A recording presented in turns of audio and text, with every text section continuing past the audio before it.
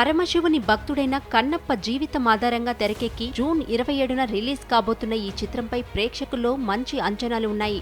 దేశవ్యాప్తంగా పేరున్న అనేక మంది గొప్ప నటులు ఈ చిత్రంలో నటించడం కూడా చిత్రానికి మంచి హైప్ తీసుకొచ్చింది. కాగా గతంలో rebel star Krishnamraju Kannappa cinema చేసి సంచలన విజయాన్ని అందుకోగా ఇప్పుడు మరోసారి మంచు విష్ణు కన్నప్ప సినిమాతో ప్రేక్షకుల ముందుకు రానుండటంతో ఈ మూవీపై ప్రేక్షకుల్లో మంచి ఆసక్తి నెలకొంది. ఇక ఈ కన్నప్ప సినిమాలో బ్రహ్మానందం, సప్తగిరి పోషించిన పిలక గిలక పాత్రల పేర్లపై బ్రాహ్మణ సంఘాలు ఆగ్రహం వ్యక్తం చేస్తున్నాయి. ఈ పాత్రలు బ్రాహ్మణ సమాజాన్ని కించపరచడమే కాక సనాతన ధర్మాన్ని అవమానించే విధంగా ఉన్నాయని, కనుక ఈ సినిమా విడుదలను ఆపాలంటూ బ్రాహ్మణ చైతన్య వేదిక అధ్యక్షుడు సిరిపురపు వెంకట శ్రీధర్ హైకోర్టులో పిటిషన్ వేశారు. ఈ పిటిషన్ పై మంగళవారం విచారణ చేసిన హైకోర్టు తీర్పునిస్తూ ఈ దశలో సినిమా రిలీజ్ ను ఆపలేమని, ఏవైనా అభ్యంతరాలు ఉంటే విడుదల తర్వాత కోర్టును ఆశ్రయించాలని పిటిషనర్ కు సూచించింది. అదే సమయంలో ఈ కేసులో ప్రతివాదులైన చిత్ర దర్శకుడు, నిర్మాతతో పాటు నటులు మోహన్ బాబు, విష్ణు, కన్నగంటి బ్రహ్మానందం, పి వెంకట ప్రభుప్రసాద్, సప్తగిరులకు నోటీసులు జారీ చేస్తూ